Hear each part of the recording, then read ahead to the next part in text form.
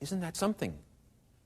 Yeah, Dad, that's the first time I've ever seen somebody else pray in a restaurant but us. And I almost died. First time. It's a sign. God doesn't need me to bow my head. I don't need to bow my head. I do, even when I'm not around other people. Why? A sense of reverence, humility. But when you're with other people, doggone it, bow your head. How do we pray now? Why? God will understand. And the last one is a public reminder. A public reminder. This is something that you write on the doorposts of your house and on your gates. This isn't something on you. This is where you live and work. Friends, if I were to walk in the side of your office where you work, would I see a Bible anywhere? Would I see anything in your office that would give me the slightest clue about who you serve? Or do you serve your boss? According to Colossians, you do not serve your boss alone. You serve him because he's the one who's going to give you an inheritance for the work you do for him. What's on the wall? Well, you can't put religion in an office. Are you kidding? Are you kidding? Public reminder. We're going to talk about how to do this. Box 1. How do you teach diligently in such a way that people remember the material? Why? Well, Deuteronomy 11:17-18 says, therefore you shall lay up these words of mine in your where? In your heart. Joshua 1:8. This book of the law shall not depart from your mouth, but you shall meditate in it day and night that you may observe to do. Boy, there's the law of application in action. Know it so you can do it. Proverbs 7, my son, keep my words and treasure my commandments within you. Bind them on your fingers, write them on the tablet of your heart, not your notes. Psalm 119, your word have I hidden in my heart, that I might not sin against you.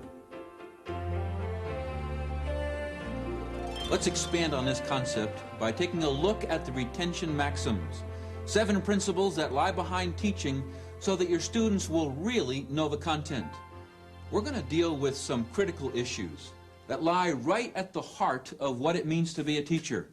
You may discover that a number of these concepts make you uncomfortable. They may even challenge some of the sacred cows that seem to flourish in the teaching community. Think back a moment to the law of the learner. The law stated that you are responsible to cause your students to learn. In the law of retention, we're going to build upon the law of the learner to the point that you are responsible not only to cause your students to learn, but to learn the content. If they haven't learned the content, then you have not caused them to learn.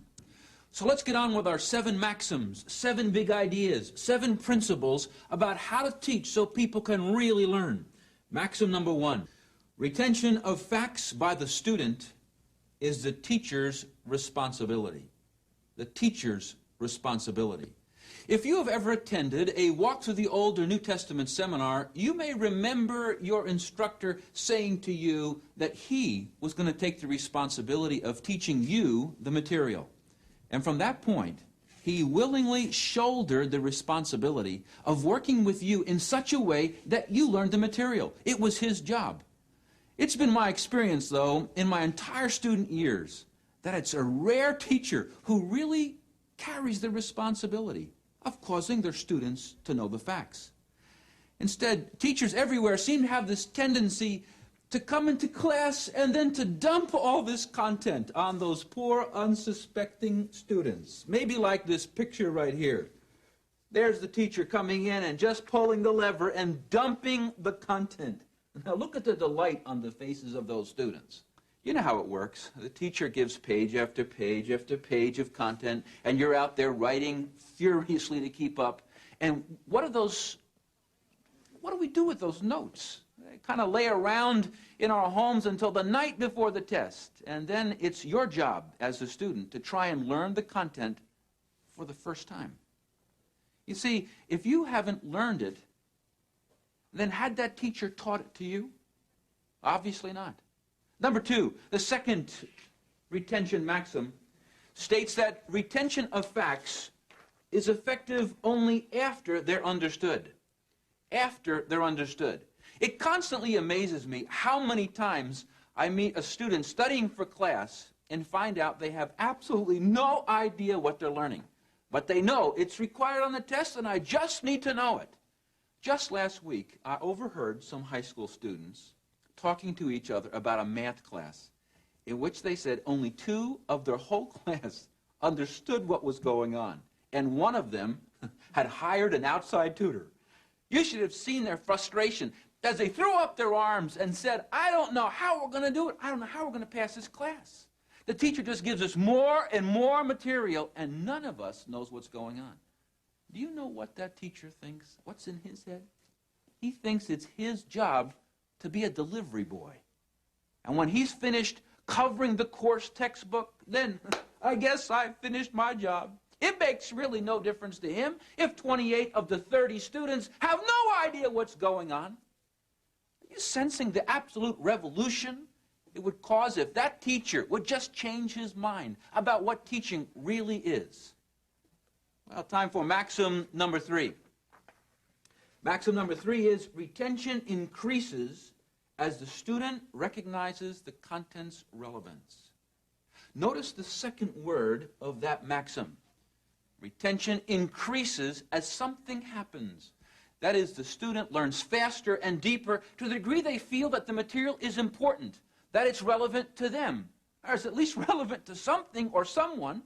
So many of our poor students are struggling up this overwhelming mountain of content, hoping that the planes of relevance are on the other side.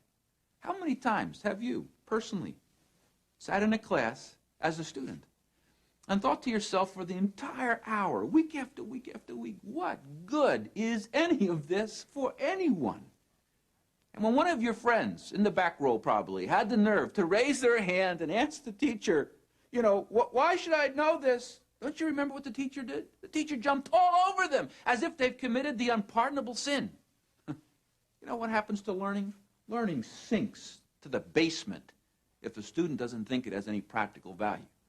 I'll never forget the day when our son was having a tough time with math. And I was helping him one night and showing him how percentages were so important to life. And I was showing him how I was using percentages. I'll never forget it. He was real little then. He turned around and said to me, you know, Dad, I didn't know percentages were for anything but school. Friends, I could have shot the teacher. She had never got the point that it was her responsibility to help all of her students realize how relevant to life her content was. There was a student who thought the only value for percentages was to take the test on Friday. I have a feeling we may do the same thing with the Bible.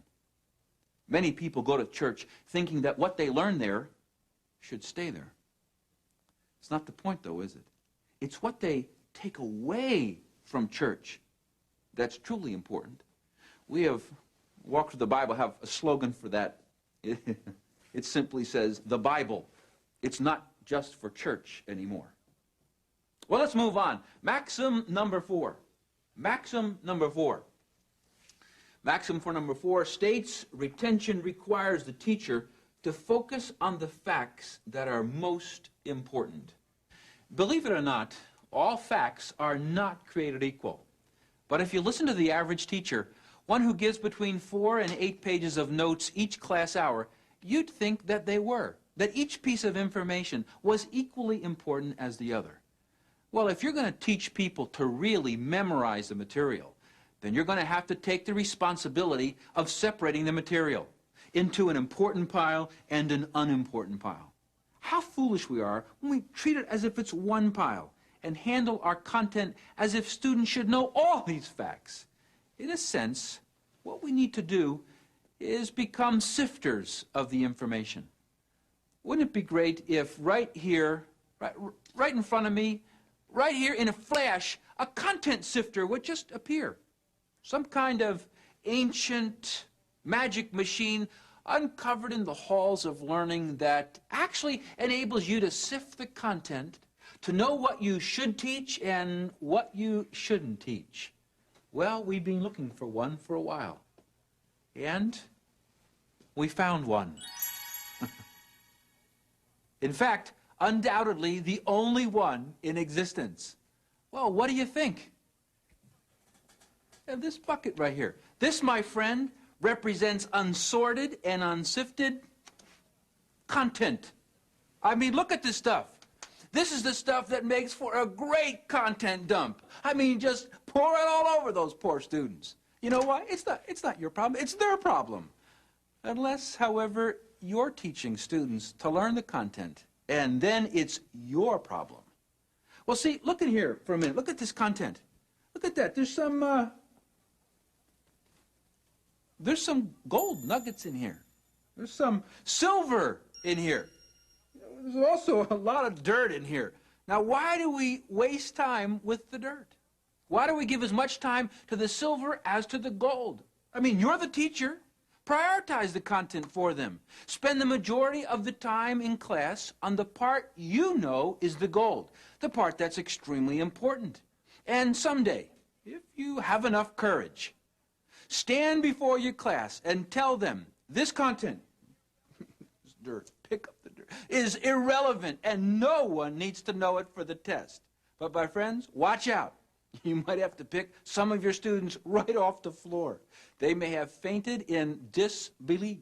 You see, they're used to the hide-and-seek game of teaching. You know, the teacher hides the content until the test, and then the student hopes to find it. Let's go back to our content sifter. Remember, Maxim 4 states that it's your job as the teacher to focus on the facts that are most important. Now let's take this unsifted bucket of material that contains valuable information as well as worthless information. You know, the 6 or 7 pages of material that you were planning on dumping them in next class. Let me show you how this works. You dump the content on the top. Sometimes I dump bucket after bucket after bucket in there because I have so much material I could teach. Well, let's see how it works. Let's try it. Let's shake it and see what happens.